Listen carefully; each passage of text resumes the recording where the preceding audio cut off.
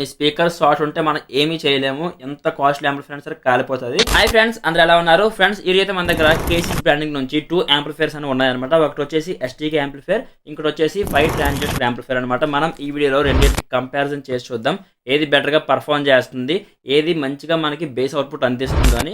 Friends మీరు purchase చేస్తే box అనేవి ఇట్లా వస్తాయి అనమాట. మీకు 2 బాక్సెస్ సేమ్ ఈక్వల్గా ఉంటాయి, బట్ కాదు మీకు సైడ్లో మోడల్ నెంబర్ రాసి ఉంటుంది.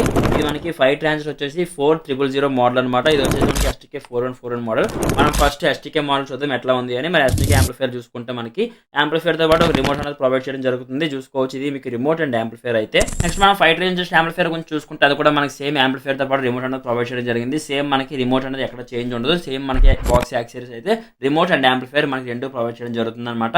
నెక్స్ట్ మనం యాంప్లిఫైర్ గురించి చూసుకుంటే మనకి యాంప్లిఫైర్స్ ఎట్లా ఉంటాయి అనమాట. మీకు లుక్స్ పరంగా కానీ బిల్డ్ క్వాలిటీ పరంగా కానీ ఎక్కడ మీకు అయితే డిసప్పాయింట్ చేయో. వెరీ అట్రాక్టివ్ డిజైన్తో వెరీ బల్కీగా ఉంటాయి మీకు 2 యాంప్లిఫైర్స్ కూడా.